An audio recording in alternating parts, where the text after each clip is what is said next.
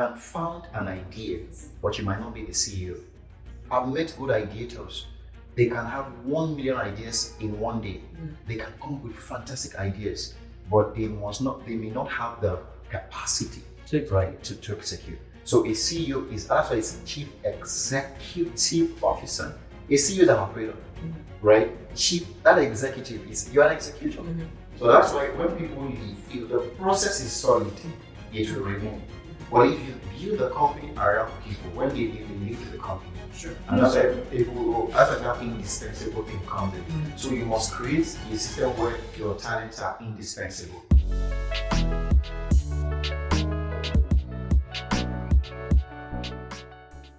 Hi and welcome to another episode of the Spotlight Podcast.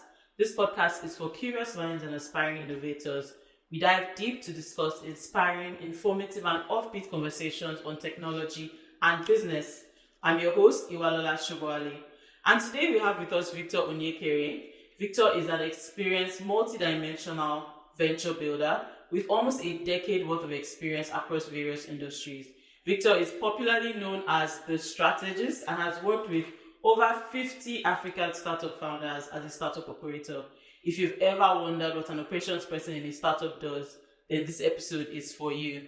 Welcome, Victor. Thank you so much for being here today. Thank you so much, Iwanola, for having me. Finally, we're doing this and I'm so excited. Same. I look forward to the amazing conversations. Yeah, thank you. So before we get into the main conversation, we're meant to be having fun here. We have a little bit of an icebreaker for Victor. So it's a card game, which we're working on our team here.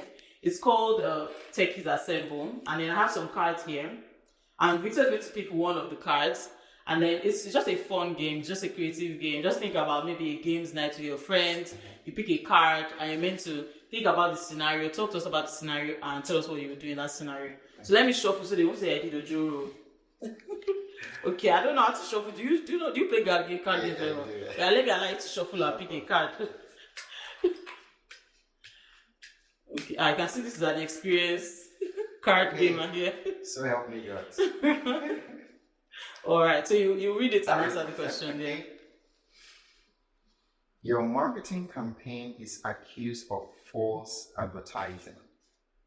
How do you address that legal implication? So you can tell us the scenario. What kind of business are you? What do you do? And what's that false advertising that you guys have done? Okay, we run a payroll solution. Okay. Right, and we had used the name of a competitor in such a way that demeans the work that they do. And we used the name of that competitor to market our own new payroll solution. And, the competitor has sued us to the tune of $50 million. Dollars. Okay, so what are you doing? Okay, the legal implications, we looked at the copy with our marketing team, because there's something in marketing where, we may have seen things like this on Twitter or social media where, MTN is calling out Airtel, or Airtel is calling out a brand, so, and we felt that, we were within jurisdiction, with the copy that we wrote. Of course, it was a way to draw the users of our competitor, to try our solution. So for right now, we are, we are with our legal team, trying to, sort things out, but we don't think it's much of an issue because we are still within our legal jurisdiction. But let's hope that we're able to, come out from court and we can use our payroll solution. Okay, so you're not going to call the other CEO and say, they know they play with you people. Can't take a joke. That's probably what I'll do in that scenario. Okay, let me get to pick one more card. Okay, one more card. Awesome. Alright. Okay, shuffle. All right. Take this. Oh, what's here? A former employee is suing for wrongful termination. What do you do? Wow. This is such an interesting one because I've seen it happen over and over again. Okay. But it's not where I've worked. I hear from people. Mm-hmm. So what I would do, let's say I'm the head of HR, Okay. an employer had reached out to sue our company for, wrongful termination. Mm-hmm. The first thing I want to do is to reach out to the employee Okay. to really understand, because as the head of HR, he may have been fired and I may not really be aware of it, right? Because I'm the head of HR. Maybe if my HR manager or HR officer has fired this employee. So I'll first reach out to the employee and, just understand what the issue is. First of all, apologize for how they feel, because I believe that people take actions based on how they feel. And once I offer that, show empathy, right, to whatever issue that went down, and then I'll just invite the employee to just try to, talk things out. Why? Because it is better to, settle some of these things outside of the public media, out of so it's better to do that than to have our brand and what we built over the years, water down the drain over just one employee. So I'd rather speak with the employee than, go dirty on the public space. Yeah, so that's how I would. Yeah, I think that's a very empathetic response. You can see that this is somebody that cares about people. And I think from all the conversations we've had on this podcast, we've seen that people are at the bottom of everything that we do in business. So thank you so much. Let me just take that card. So we'll get into the conversation first. Now, I'll get Victor to give us a little bit about a background about yourself. What do you do? How did you get here today? How did you find yourself on this podcast? Oh, that's quite very, literally, I didn't know where I was at. Okay, but I had always had a heart for people, right? And I remember I would ask my mom, what was I when I was like 5-ish? And she said specifically, and I will never forget this, that when we give you something and you go out to play with other kids, you end up sharing with all of them. Wow, okay. Even as a child? Yeah, so you wanted to share even the little you had with other people, right? And we started to say that this one would do medicine, right? Because he cares, for people, but that part of me is still there. However, just walking along that trajectory, going to school, and I realized that what defined success for me was seeing other people succeed. So I would then hold tutorials in school, look for the difficult courses, and then try to teach it so that people could pass. If you understand the university system, my first class does not affect your first class. Yeah. We can all be first class together, right? It's not like in secondary school, cover your work, there's no cover your work, right? And I started to teach all those difficult courses, and I realized that it was making people really excited. Victor, thank you so much. I had it 4, I had it 5, and people were passing those courses. So for me, success for me was seeing that other people were successful. And then I then started to offer advice in school. People want to do programs or want to execute a project. They just come to me, they say, oh, just ask Victor. He shall know something to say. Wow. And then I'll just say, oh yeah, I do like this. I say, it worked. I remember the women, like the Women Christian Fellowship or something like that. They tried to do a program and they didn't know how to wing it. And then one of the leaders came to me and said, Victor, there's something we want to do. How do we plan it end to end? I gave them a strategy and it worked. And, we just started to call me and all of that.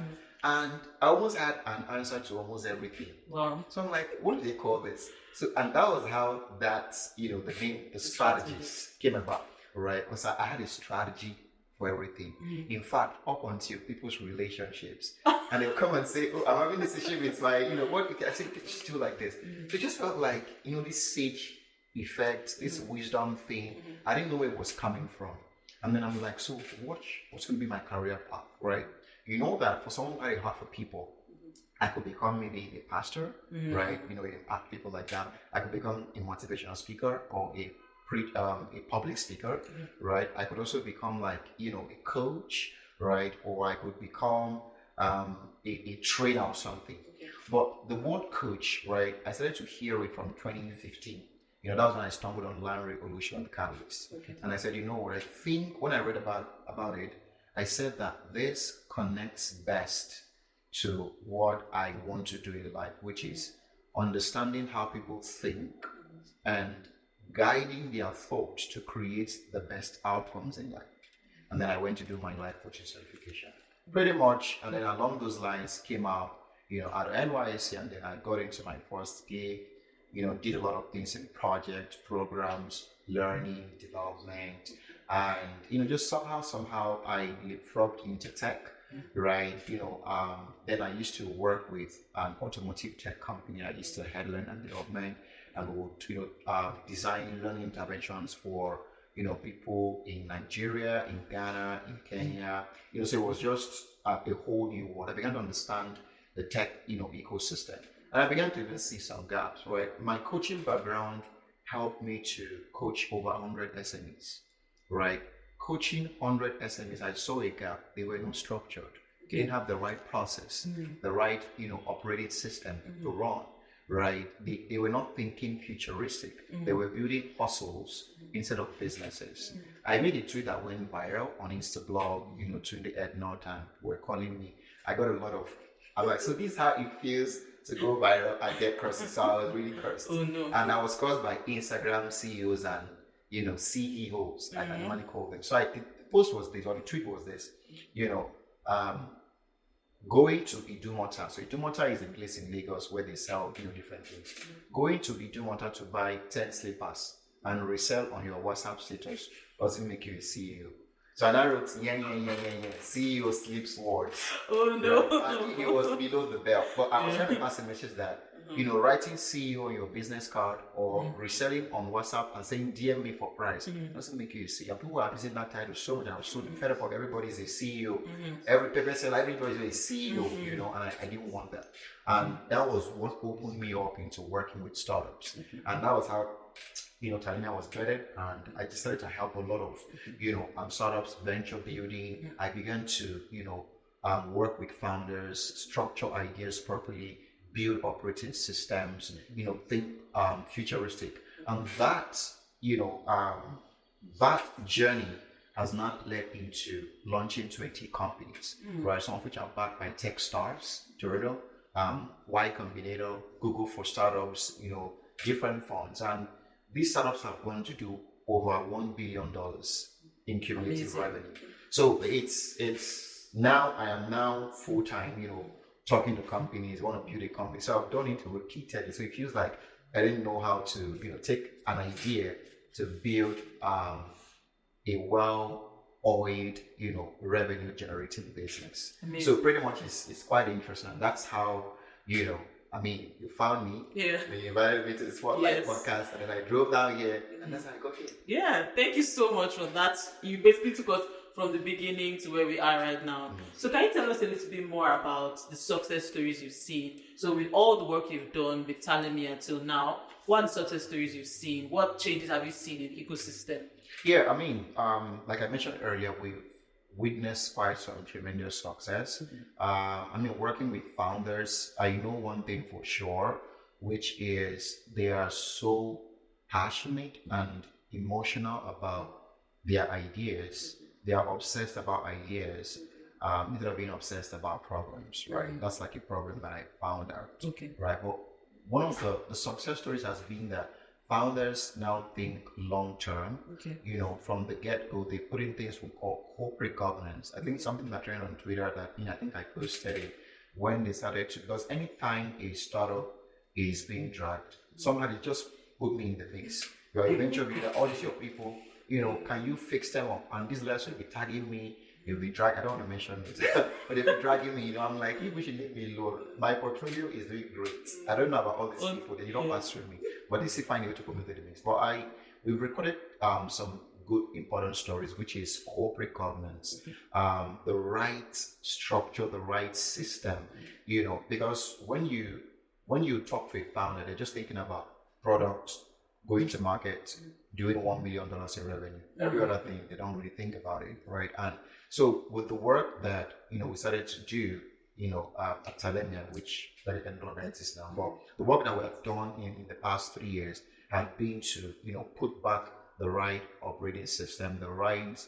structure, the right processes to ensure that these businesses can scale. And this is why, right? I realized that what you don't structure, you can't measure, right? And what you don't measure, you can't improve. And what you don't improve, you can't scale. That's why many entrepreneurs are struggling, right? Look at some of these brick and mortar businesses and traditional businesses. I mean, you remember our mothers, they would have a book, you sell, they write it. You know, that's basic bookkeeping. Most entrepreneurs evade things like that. So we recorded, in the portfolio that we've worked with, they've gone on to raise money, not just raise money, they are frugal, they know how to um, diversify these funds, they know how to spend. But it's one thing to raise funding, it's another thing to know where to use the funds, to grow the business. So I mean, it's looking very good, right? Amidst all of the bad stories that we hear every day on the tech, media, there are some good stories. I would say one with truck, right? Felicia Williams doing amazing work with truck. Truck is the fastest way to move anything, anywhere. And they got into Techstars, got into some other accelerators, and not just even about accelerators. They are feeding thousands of families because by employing these drivers, right, they are providing, economic prosperity, right? They are contributing to the GDP, they are putting smiles on the faces of people, right? And they are also providing decent work, right, for people. So I think it's so because when you create a company, really, it's not because you just want to make money. It's because you want to solve a problem, and by solving that problem, you then want to, provide, contribute to the economic growth of not just Nigeria but Africa. If we can have the right companies growing progressively, we can create more jobs. All of this unemployment, talent problem, we can create more jobs, really. So it's that ensuring that these entrepreneurs build with the right operating system so that what they are building can scale. The reason why I was able to work in companies I've worked in as an employee was because somebody thought about an idea, structured it, built it, and grew it. We have the likes of, Money Point and the likes of Flutterwave. These are like big companies, and they got to that level so they can provide work for other people. So when you have an idea, you're thinking, how big can this be? Can I employ 1,000 people? Can I employ 100,000 people? And by when you do that, then you then create economic prosperity. Yeah. So you mentioned some things I want to call building blocks. So it starts from an idea, and you're keeping records, you're creating processes, and then you can scale, right? So it sounds easy for anyone who hears that. It sounds like, oh, yeah, you do this, you do this, you do that, right? But what are the main challenges you've seen with that, like creating that process? Well, I think the challenge has been that, and I'm going to say this, right? And it's the truth. It's a very bitter truth, but it's a truth. Most entrepreneurs have, and it's worse off. Sorry to the Gen Zs, but it's worse off with Gen Zs. They believe that you don't need to work for anyone, right? All the things I learned doing what I'm doing now, I learned whilst working. So what we've done is we are evading the principle of work. You get a job because you want to serve, you want to learn, and you want to earn, right? But the serving and the learning comes before the earning. Now, by serving and learning, and by the way, I think that a job is such an interesting thing because you are being paid to get experience. True. Because when you look at apprenticeship system, right, people go to the hairdresser and they pay them money. Oh, I'll send my daughter to you. She will learn for 7 weeks, and your money now 50,000 naira, right? They pay. But when you get a job, the company is paying you to give you experience. Just think about that. So, but we think about, nobody can slave me. Nobody can put me in slavery. I'm my own boss, right? I work for myself on things like that. I'm self-made. Nobody's self-made. So if we can have more entrepreneurs getting into work, understanding, because when you work in a system that works, you can then replicate a system that works. So I see part of the problem is they've never worked anywhere. They come out of school, they're excited, there's this massive idea. I want to build an AI that would remove the progress to voting system in Nigeria, but you've never worked anywhere. You don't even understand what it means to work in a structured environment. And when the supposedly CEO doesn't have a work experience, what kind of company that is going to create? So that has also been some of the problems and for some, when they come to me, pitch the idea to me, we do like first level discovery calls. I always recommend go and take a job. And like, oh, you hurt me. I said, no, go and take a job. And some that day came and said, thank you so much for you. I took a job for 6 months. I didn't know jack about running a company. I didn't know anything about running a company. So we can look at these older millionaires and say, oh, old school, you don't know what you're doing. I can work in my bed. I can just be in my bed, come out of school, employ 100. Like, you don't understand how to run a company. And that's why you hear things that we hear on the tech media. You raise $1 million, they move to Canada. You can't find the money again. That frugality, that understanding how to, financial operating system is not there. So they've not worked.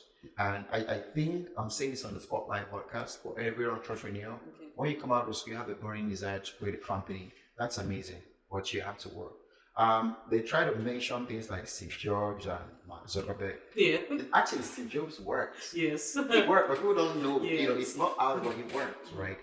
I think that just to wrap up on this question, if something is what we call inductive reasoning, and I'll say this: if there's an inductive thought that says people that get up at 5 a.m. become multi-millionaires in dollars before 30. Okay. Getting up by 5 a.m., right?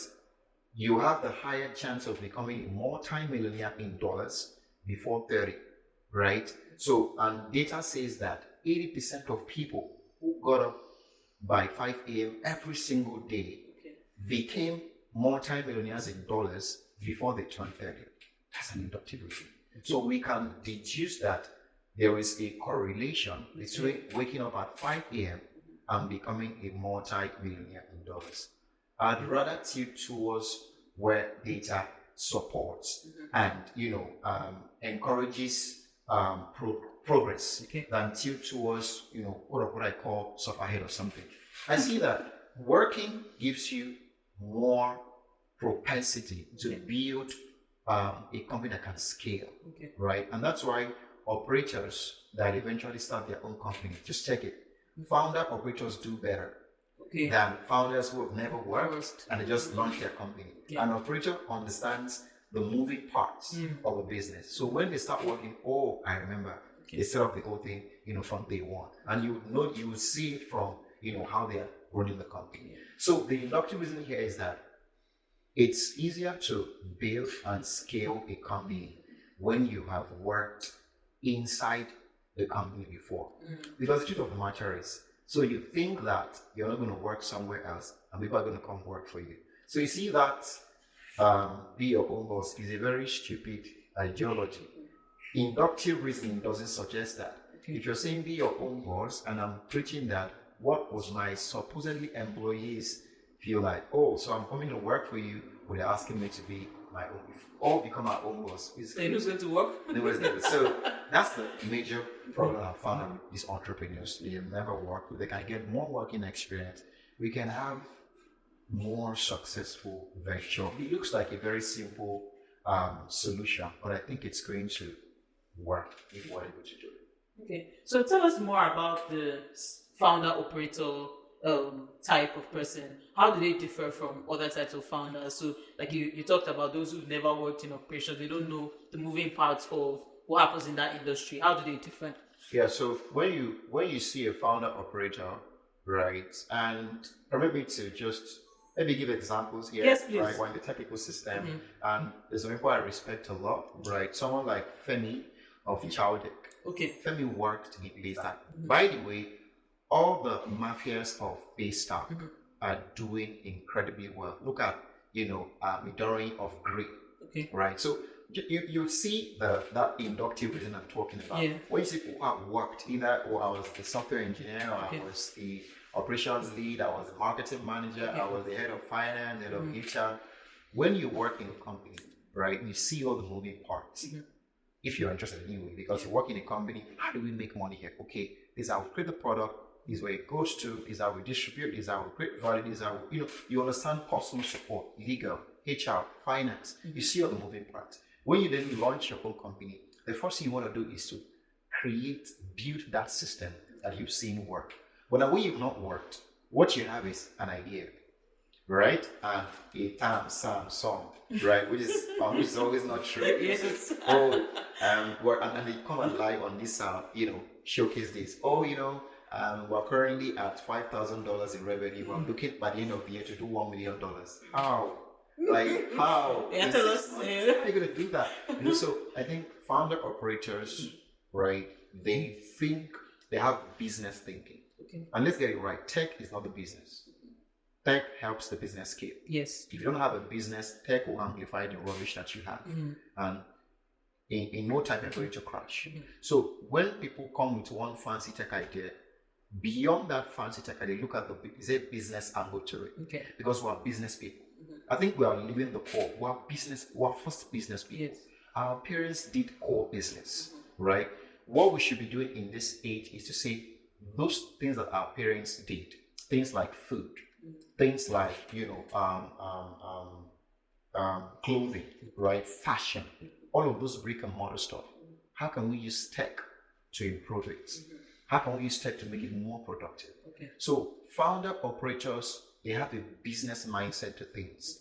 Founders who have never operated or never worked in a company before, they have this delusional, quote unquote, delusional attachment to the idea. Okay. The idea and how big it can get and all like that. They don't understand between the idea and the company, it takes a lot of things in between.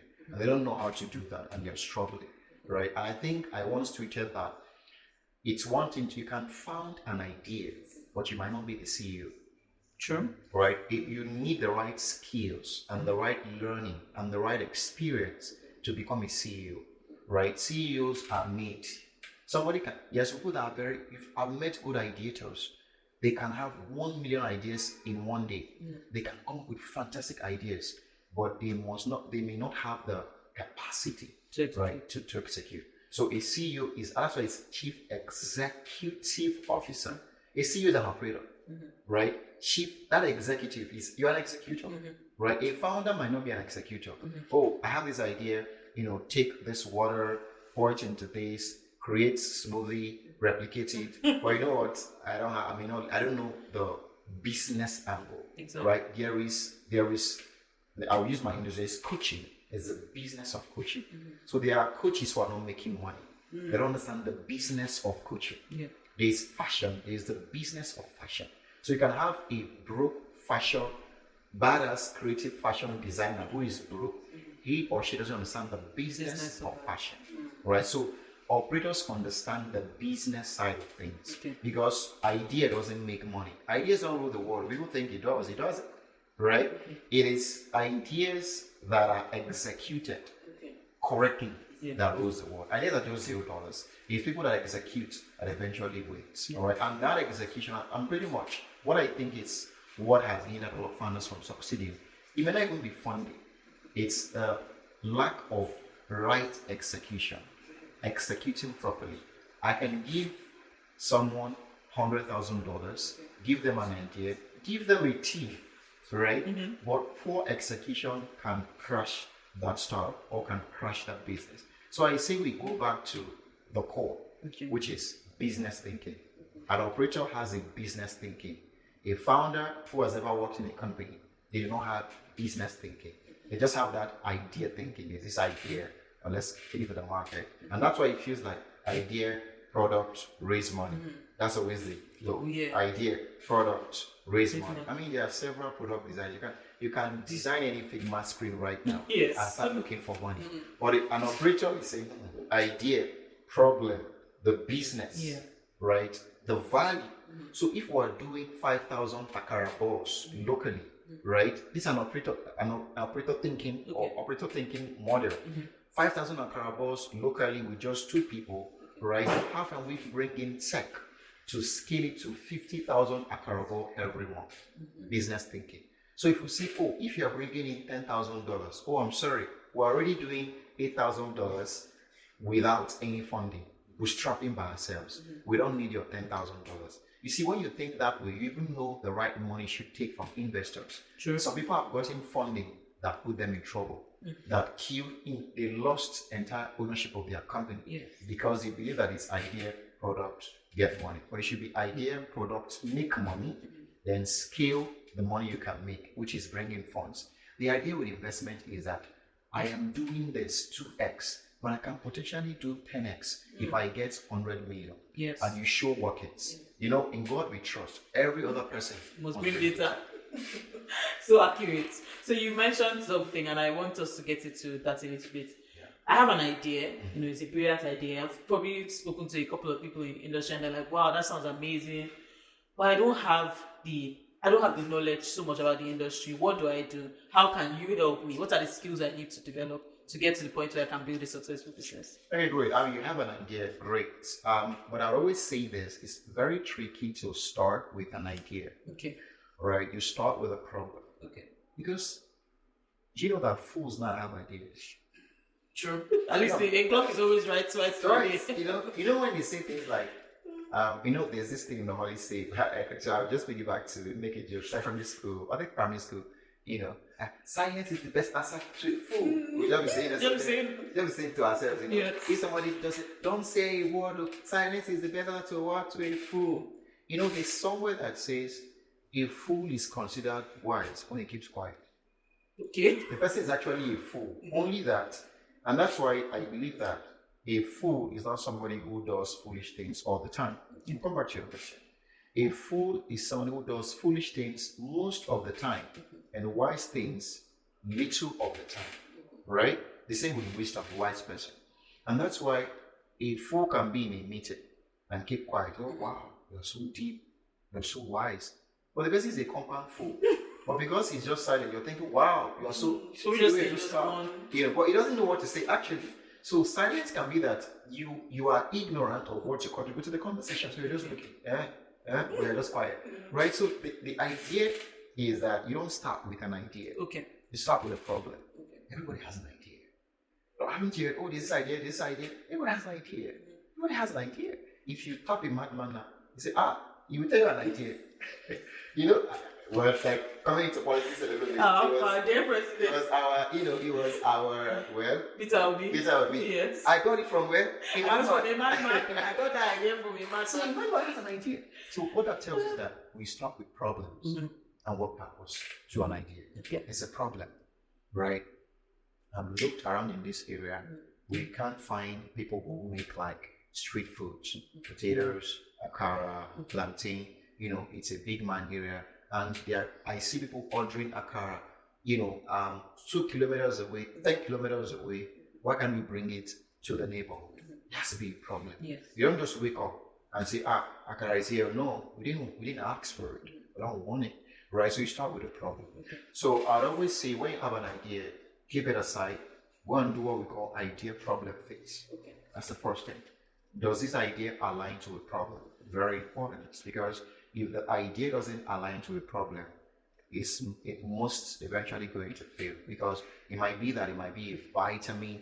And when you do that idea problem fit, you know what I'd say? Vitamin-based problem or a painkiller. Okay. Right? If your head is banging right now in this podcast, we'll just take a recess.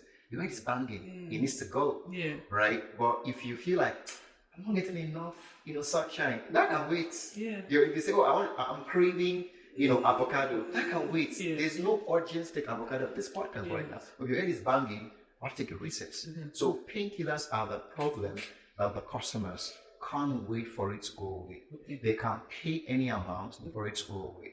All right, so you think about that idea problem fit, and then you then move to what I call, is there a gap in the market? Okay. Now, you've passed the idea problem fit, which is, there's a problem. Mm-hmm. So it's not just a foolish idea, right? There's a problem. Is there a gap in the market?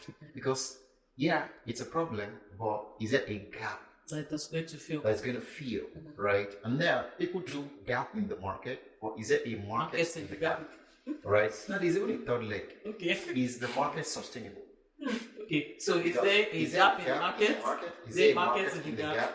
Is the market in the gap sustainable? Okay. Because that someone paid you once and doesn't return, you're going to be out of business. Sure. What keeps a lot of businesses is repeat purchases. Mm-hmm. So is that gap sustainable? If I pay you once Will I run away to the next 3 years, right? So the gap in the market in the gap, is the market in the gap sustainable? And then when you answer all of these questions, that begins to inform how you then create a product. So you see people just jump from idea to product because there's a product manager, there's a product designer, we just hire them. They just do Figma screens, right? Customers don't use Figma screens. They don't use UI UX. They use what takes away their problem. And that's why the era of, cash crunch, people were using OPay, pay money funds, right? Because it goes faster. Oh, you have a money part account? Oh, I have money account. I'll send it to you. It goes faster, right? That's nobody cares about. Oh, but the ribbon is not popping. Nobody. I need to send money. By the time you wash plates, you know that you don't care about ribbon, right? Your ribbon app is not working, but the one that doesn't have a ribbon is working. It's about making those transfers. So I think and again, it's that business thinking, not product thinking. People don't buy products. Right? They buy what takes away their pain. Remember, pain killer. And that's why a Messi will be injured. By the way, I'm a CR7 shameless. I'm not a Messi. Let it be known that I'm CR7. So a CR7, right? Maybe groin injury, and is a big game. Guess what? Let's use a painkiller. He must play the game. That game is important. So we need to douse the pain. Here is one game. You can go back to the theater. So painkillers and you don't know if the problem is a painkiller unless you go through this process. The idea problem fit, the gap in the market in the gap, is that market in the gap sustainable enough? And then when you look at all of this, you then start to develop a product. And when you're doing answering all these questions, you would have talked to the potential customers. You're asking them. Because how do you know if there's a gap in the market? By going to the market. And I see a lot of, and this is to fintech founders. Call it a shade. But I see a lot of fintech founders just sit in their tech bro houses, right? And not talk to anybody. You just wake up, build a cool app, cross-border payments for the Gen Zs. What's that? Right? Do they ask for that? Are they looking for that? Can they afford to pay for that? Right. Someone built a product that came to me. When we tore down the product, analyze it, we realized that his market was very poor. They were vibes and Insha that was just vibes. They were just about vibes and they didn't have the money, right? And it was a product based on vibe.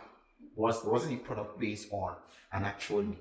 But when you look at it from the surface level, it makes sense. Oh, I'm bidding for this market, but they don't have money, right? And we had them go back to the idea phase. So they went all the way from product back to idea. So if you don't do that work and it's a very, very strenuous work. If you don't do that work, you always go back to the idea phase. And which is why we see a lot of startups, they are crashing.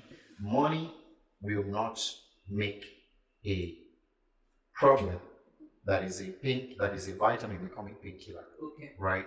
Pumping more money doesn't just that. So if it's not going to work, it's not going to work. I mean, if I'm walking through to this wall, it's a wall, right? No matter how fast I go, even if I use a private jet, I'm still going to hit a wall. There's no road there, right? So people think that throw more money at the problem, and that's what we've done with some of this VC model. Throw more. I've gotten 10K, it didn't work. 50K, right? Additional funding. Additional funding, add more pressure. But when you add, it doesn't. The idea is the problem, or there's no market for it, or the market is not sustainable. So when they do it over and over again, they start looking for visas to UK or Canada.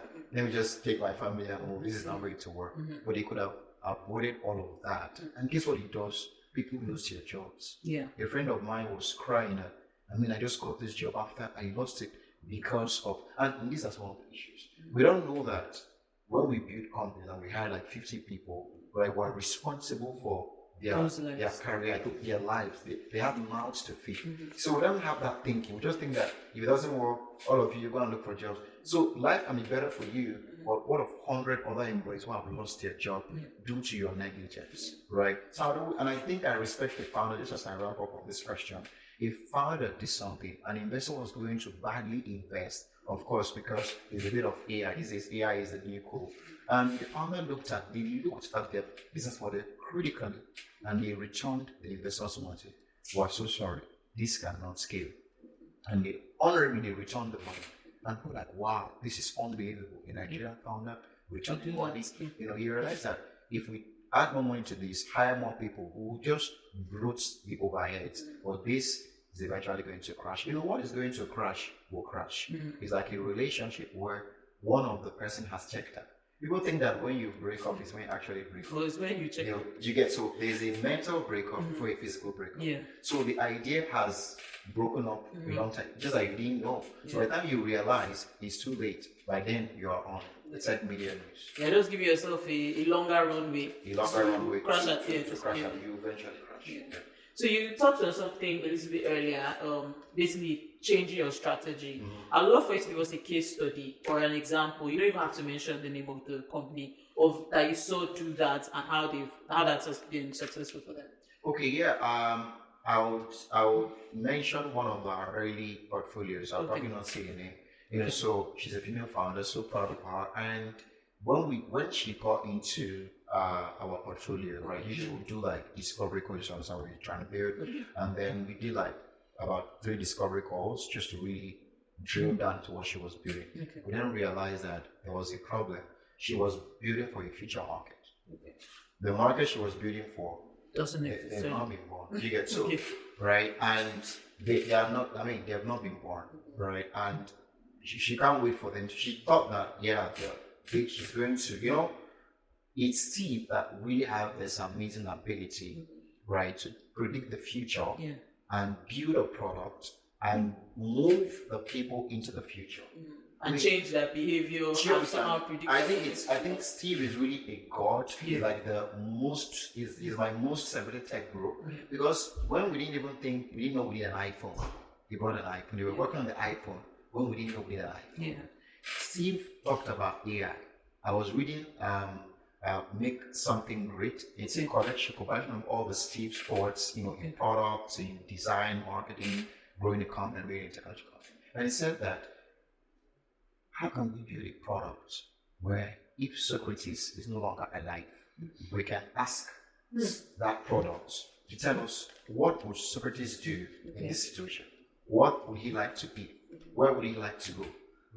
This was like in 1980s. Oh, wow. Steve was talking about AI, ChatGPT in 1980s. Wow. So Steve was so futuristic. And so except he had that uncanny ability to build a solution, make the customers realize that you will soon have this problem right? So let me break it. Yes, now that is cheap. Even the Macintosh. I mean, who felt IBM said we don't need a personal computer, right? Until IBM started to, he's choking us. Yes. Apple is choking us. So he didn't think that Steve. They thought that he was a joker. All of this garage boy. What do you think? We've been in this game. Come and learn from us. Until Apple computers, have now become a thing, and then the MacBook and all of that. And I can see the revolution. So we talked with her, and then we didn't realize that what she was building for a market that hadn't yet been born. It was a very painful thing because she had even already started to, plan for GTM. The product was ready and all of that, and then we had to then start to, recalibrate different things. So let's look at some of the codes, right? In the same industry that she was doing. And then we found a loophole. We found it that we change the entire direction. Of course, it had to be that, we're so sorry, users, we had to then, overhaul what we already had, overhaul the app, and then we started afresh. And now they are really on the right path, right, to become a very healthy, revenue generating company. So we've also had other cases, right? Like I said earlier, founders have this adrenaline rush. There's this massive idea, is the next big thing. Robotic cars, right? And most times they talk in Africa and they talk out of reality, right? Like in Nigeria, we're still dealing with fuel. I'm thinking up to buy fuel. There's traffic, there's plasma catches, logistics. There's a lot of problems, and you're thinking of we want to build an AI system that detects when rain will fall. So nobody cares about that now. We don't have food, right? We don't have the transport systems working correctly. So they're like, payment is still an issue in some places. So founders are very ambitious, which is really good. But the downside is that they become overly ambitious and they move far ahead and they're disconnected from the problem that exists already in the market. Because really, where you make money is from the problem, not with the ideas. It's problems that brings the money, and that's why every entrepreneur must love ideas, right? You should be obsessed about problems. You must like problems. Wherever there's problem, go there. That's where the money is, not where and those that solves the hardest problem makes more money. I mean, look at the likes of Shola and Ezra. They solved the payment problem earlier. I mean, I can't remember when I last used like there's a Picteller into so but they saw there was payment was broken. And then Paystack came in. If Paystack folds up this money, a lot of companies are dead. Yes. Many startups are building on the back of Paystack or Flutter with, So you see why it's very important to to have that futuristic thinking, that problem thinking, and not an idea thinking, right? Because once you're obsessed with ideas, right, an idea can lead to your early grave. But when you follow a problem, you likely make money. You follow an idea, you might make money or you might die, right? But when you follow a problem, you're likely to make money there. I'll end this, right? There's a certain video I saw on Twitter. So is this, on this roads that they're doing, but it wasn't in Nigeria, it was in India. A big call that it was very huge. So, and there was no bridge. So you could imagine, how do you cross? So the guy now built like a wooden bridge. They call it. So one on this side, one on that side. So once you cross, you climb the wooden. And we're coming down, you climb. So I was taking some money. So once you climb, you take money, come down, you take money like that. And it was just, that was his, he has solved the problem. Wow. That was the bread. So, like it or not, until the government builds a bridge, that is making money. Because nobody wants to go all the way to use the next bridge. They want to shorten, because again, human beings like efficiency. So, and that's why I always say problems that solve for efficiency. Even with Africa, we like everything fast. Nobody wants to waste time. Can I do it faster? Can I do it, more quicker? So faster, better, cheaper, affordability, all of those things. But once you follow the problem, it likely leads you to where the money is. Once you follow an idea, it would most likely not lead you to the money, or it could. Again, I pick it back to inductive reasoning. If something has been proven to work, why go and try to do what is not working or what is likely to fail? Rather work with what is working and then scale that particular thing. So find the problem, connect the dots, and then you will likely see a market there. Exactly. A sustainable market. Yeah. Awesome. Okay, so we've talked about identifying the problem and connecting the dots. So how important is it at the start of a business to have like a COO? How important is it at that point? Well, I think we gloss over titles and we're obsessed over titles. Why would you be obsessed over the work? Again, I piggyback to structure and system. When you start out, right, you don't need to have members of staff to have a structure. It's like, basic, right? What's the basic structure we're gonna operate on? Or we're gonna have maybe if it's the other startup, co-founder, CEO, co-founder, COO, CTO, depending on the kind of product, CMO, whatever. They have maybe associates under them. It's something like very flat because we want to keep things really, really very smooth and fluid. You don't want to create a lot of bureaucracy. Right. So when starting out, I think apart from the nomenclature of, these days when you have a deck, CEO, CTO, CMO, right? It's rather nomenclature because again, who are you the CEO of? Sure. Where's the operations? It's just you. You say, I'm the CEO, but you're the only operations guy. So who are you COOing? Right, you get to who are you CTOing? So I'm the CTO, but there's no engineer, the engineer. So you are literally the only engineer on the team, right? So there is that nomenclature for the purpose of pitch decks. Just say, this person is going to become the COO someday, right? But right now, this person is assuming that title, right? But when you start out, I think it's always good, even if you're raising that team, right? You must start at the base level, right? Operations, generalist. When you're starting out, you want somebody who can do everything. When you're like the everything person. I think I saw your tweet about that. Yeah, you're the everything guy, so you have to do everything. So you can't say, I don't know, you have to do everything, right? And then you begin to create that layers from an operations, maybe intern to an associate, to a specialist, to a manager, to, head of operations, and then to maybe VP operations, or then COO, right? Because it's C-suite. These days startups, right, tend to abuse the CCG C-suite. If you think about it this way, that's why somebody works in a startup. Oh, I am the, let's say, I'm the engineering manager in startup. They go and join everybody. You are an engineering intern. Based on the skills and experience, and what they were paying you is what they were paying their in. Do you get? So your salary as an engineering manager is what the engineering associate, which is like 2 levels down, is receiving. So how are you then a manager? So you see, we have it all modeled up. A C-suite is still a C-suite, and that's why it's easier to climb that career ladder in the startup, because you can come in as the operations lead. Before you know it, you are the CEO, right? Just become the CEO. It feels like it's something we dash you because we can't give you money that matches a CEO. So let's just dash it. You'll be the CEO. But the basics is, a CEO is a C-suite role. You must have a CEO must have a head of operations. And that head of operations must have like an operations team, operations manager, operations associates, like several of them. Maybe like operations specialists, operations intern. So a CEO must have like a team of people. That's why it's an executive role. You are then executing activities with those people, right? A CEO must then have like people that respond to him. So you have like a CTO, a CPO, CMO, CFO, and all of that. You can't say you are the CEO and you have nobody. It's only you in the company. So how are you? What are you chiefing over? Nothing, right? So you need to chief over people. You are the chief. If you are the chief, they have other people, serving under you, right? So when starting out, right, as much as you, for the sake of pitch deck, so you have a CEO, but you know that at this level, you are like the operations associate. You are doing it because a CEO doesn't do everything. A CEO does strategic thinking, strategic foresighting.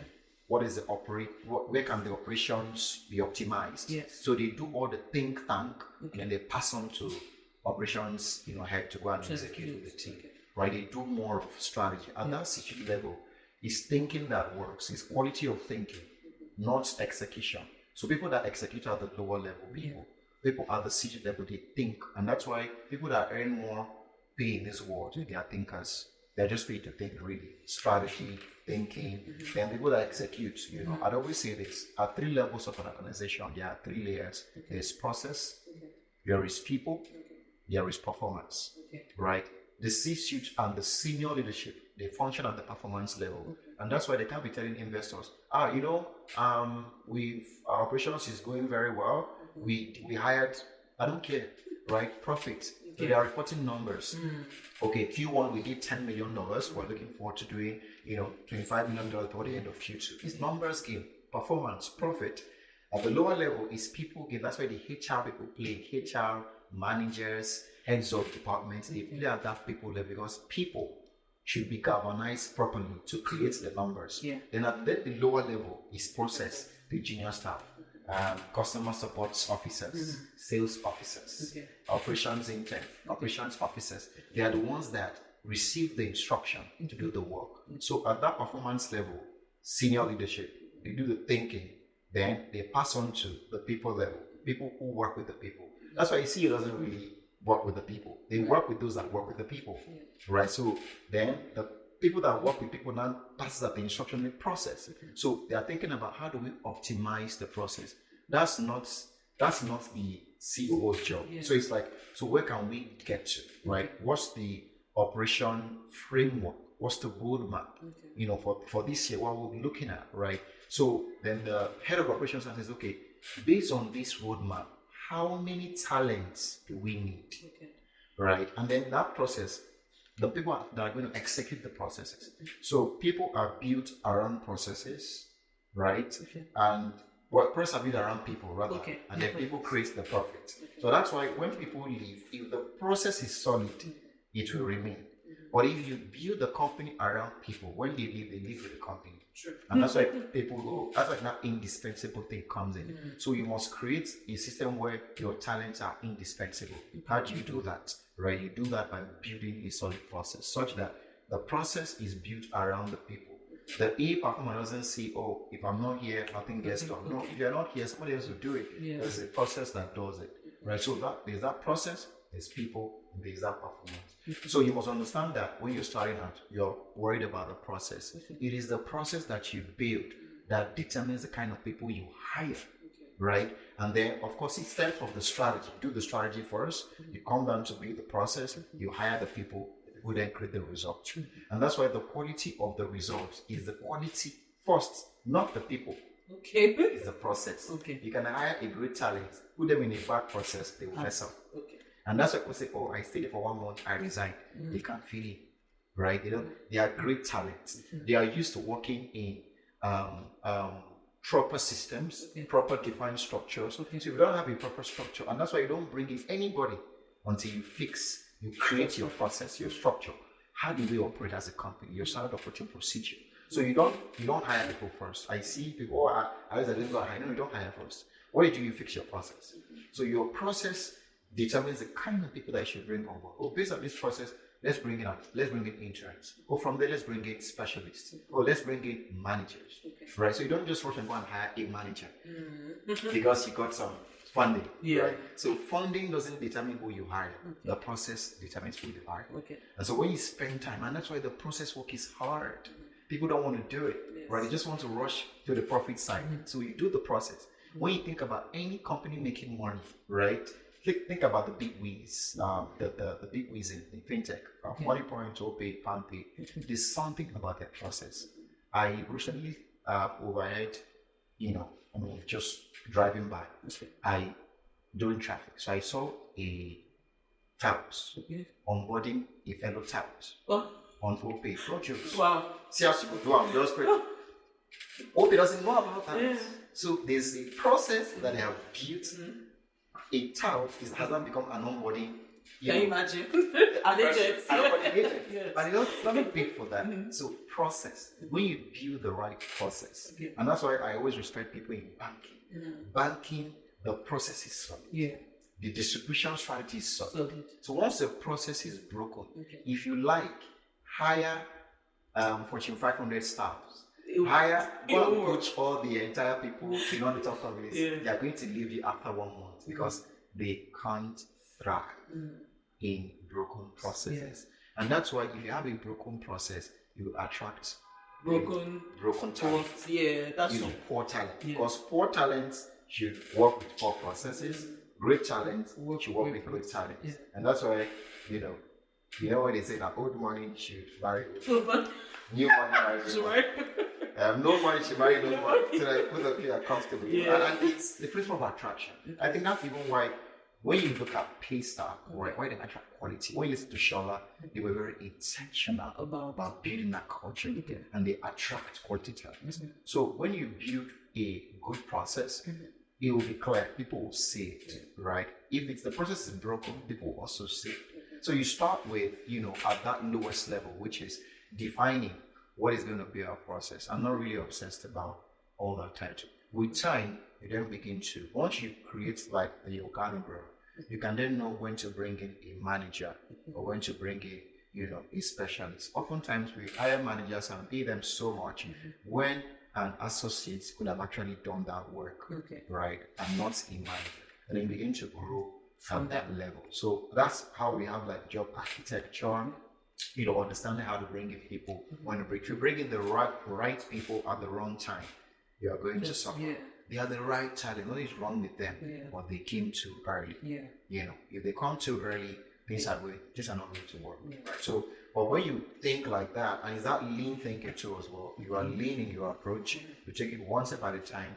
You cut off the fat. You bring in things per need, not per want. If you do what you want, you have money for exactly. For funding. Exactly. And it's been sort of if you do what you want, you won't have what you need. If you do what you need, you have what you want. Okay. So you've found the problem, you've done the groundwork, you figured out, how to set up the process. How do you now figure out, or how do you determine if you're being successful at that? I think it's simple, pretty much. The KPI has to be clear. And see, it should be bullseye targets. I think we don't know what it means to win, right? Do you know that dribbling doesn't doesn't win World Cup. True. The best team that dribbled most doesn't, oh, you guys actually dribbled well. Let's just do it for you. It's not like that. Right? It is finding the ball at the back of the net. Right? Whatever it means to any entrepreneur, or any business owner, or any founder.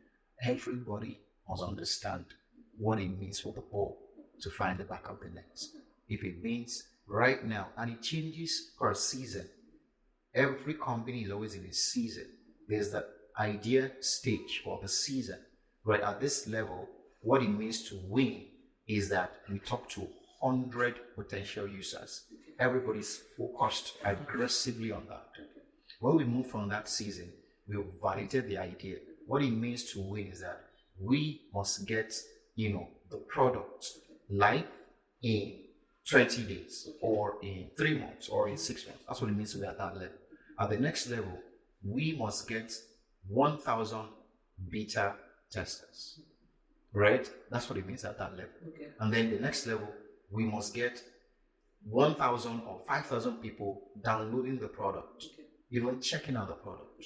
Or at the next level, we must get 2,000 paying customers. And then from then also scaling the revenue. So what it means to win has to be clear. Founders are mostly not clear about those KPIs. And then you go to tech events and then take pictures, take selfie. But that's not what it means to win for you. That may be a means to an end, but everybody has to be clear. And when somebody joins your team, the first thing you must do is to clarify this is what it means to win at this level we're in, so that everybody knows. When I do check-ins with my team, I always emphasize that growth mindset. If you are the person that calls, you must call with a growth thinking that we must close, 10 million this month. So even if what you're doing doesn't translate directly to the money, you must do with that mindset.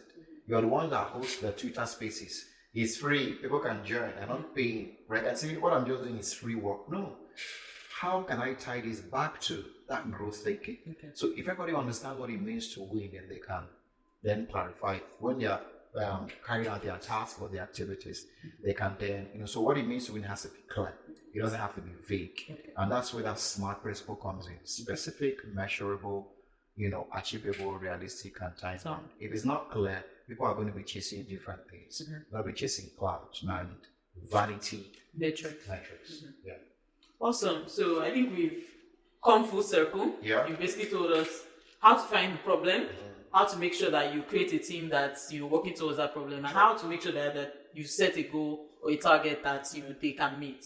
So I think we can bring this to an end. But before we do that, Victor, could please tell us where we can find you, where we can learn more about you, and what you're actually doing. I want you to be the one to say it, and not me.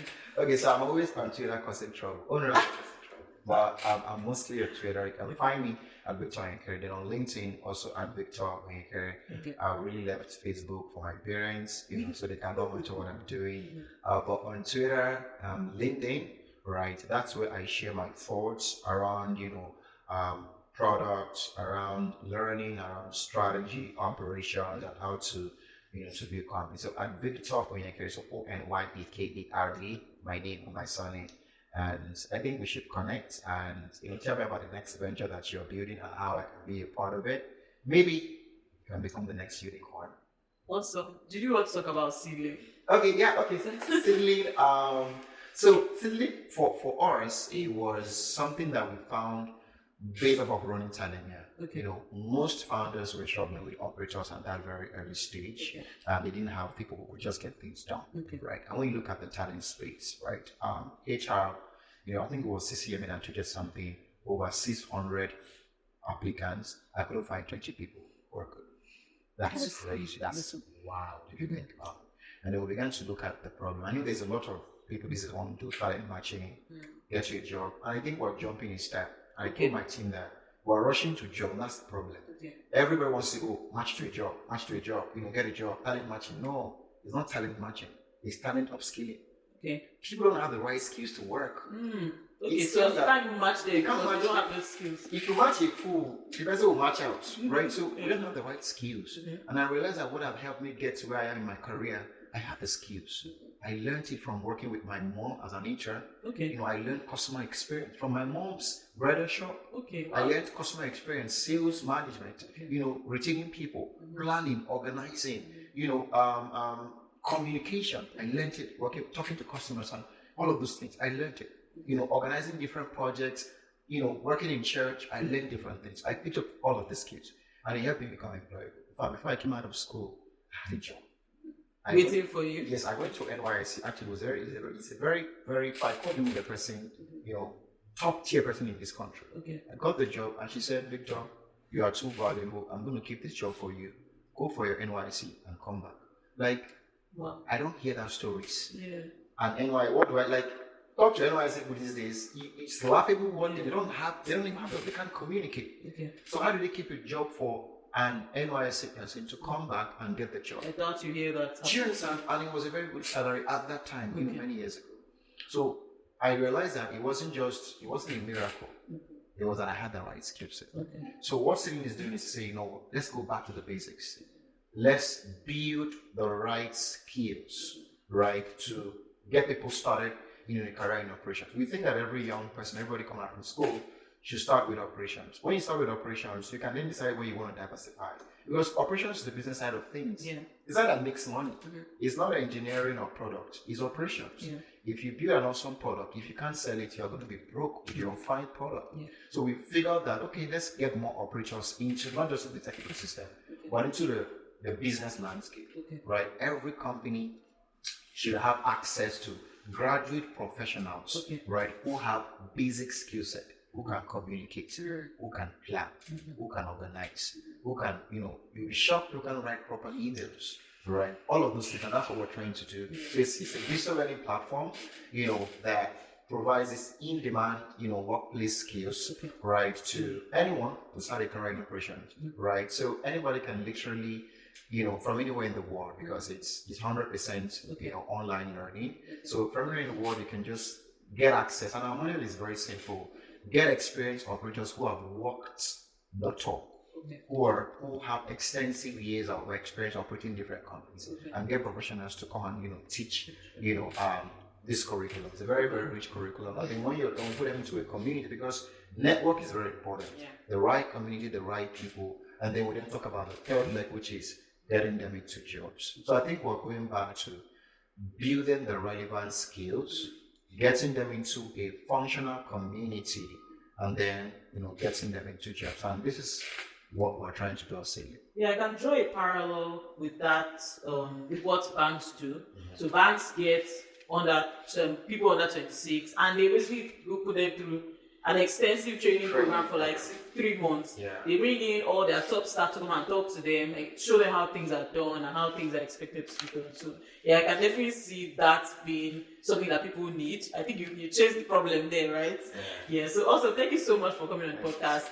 A final word from you would be, I'd like to know what you think the business and tech ecosystem is shaping up to look like based on how you're seeing the operations go and how startups are operating basically. So I'd like to know what you think is going to happen, what's happening, so that maybe I can come back in 5 years and say, oh, you said this. So Okay, I'm not the futurist, but I know that looking at the trends with this cash crunch, especially in the funding space, people now are going back to the basics.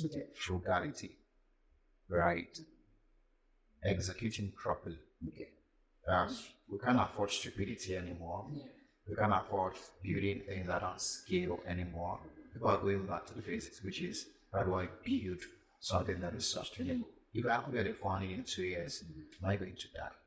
Right? And I see more founders are now coming to the reality of, because funding has sort of like doused down a bit, right? The era of just throwing money has really died. People, when money begins to finish, sense begins to come back to. When you're like a week to the end of salary day, and you only have like 10K, you start thinking about how to manage it. Yeah. Pyramid said that, in I think one operators mixer that we had, we create the partnership with Pyramid said that, You get the funding, $500,000. Wow. Take the team out, you know. Yeah. You did a good job, you flex. Once you wake up one day, you ask their can let's check the account balance, you see $1,000. That's where it's there. Where you know the money go to? You know, so people come. I think what's going to begin to happen, the future of the tech ecosystem is that people are going to be more frugal. Okay. People are going to build the right products, right? People are going to look out for the right problems. Okay. You know, things like in area like food, maybe education, transportation. You know, maybe a little bit of finance. You know, people are just looking at the right places now. I'm not just coming up with some, you know, or some, you know, castle based ideas, right? So they're looking at the core problems, and they're also thinking about frugality. How do I, you know, build with the right mindset? How do I execute properly? You know, also how do I give up when it's not working? You know, just I mean, it's better to give up quickly, right, when it's not working, and just focus on what is really working. I see a lot of pivots happening. You know, people are making pivots. You know, just coming and saying, "Oh, I feel it's not working," and they are taking responsibility for that and making pivots. And then finally, I think what's going to begin to happen is, you know, mergers, smaller mergers and acquisitions, right? I see some of like the big techs acquiring like the small techs, right? You know, I see like in Money Point acquiring like some other guys that are doing so well, right? It's going to happen a lot more. People will build out there. A bigger company comes to just acquire just to expand, you know, what it is that they've done, right? We've seen that happen with Paystack. You know, someone said, acquire startup, acquire, you know, so yes, and we see that happen like big events, you know, so we'll see a lot more of that, and I'm hopeful that founders can build with a long-term thinking, which is you're thinking about this could actually employ 1,000. This could actually feed 100,000 families, and this could actually contribute to the GDP of not just Nigeria, Africa, and we can put Africa back on the map. You know, so I'm quite excited, right? We will not let the bad, you know, events or the bad news that we hear then color that. There are also good things happening, right? With the right support. And I really thank all the accelerators and the incubators and, you know, venture building firms, right? On the venture builders with the right support, the right mentorship, the right guidance. I mean, we can unlock prosperity in Africa. And the way to unlock prosperity in Africa is through, you know, a fusion of entrepreneurship and tech. We can unlock prosperity at a very, very massive level in Africa. Amazing. Thank you so much, Victor. Thank you for having me. And that wraps up another insightful episode of the Spotlight Podcast. A heartfelt thank you to Victor for sharing your experiences and shedding light on the importance of optimizing operations for African businesses. And for our listeners, whether you are a seasoned professional or an aspiring entrepreneur, I hope you found this discussion as illuminating as I did. Before you go, be sure to like, share, and subscribe. And thank you for sticking with us. Again, my name is Iwalola Shoboale, signing off.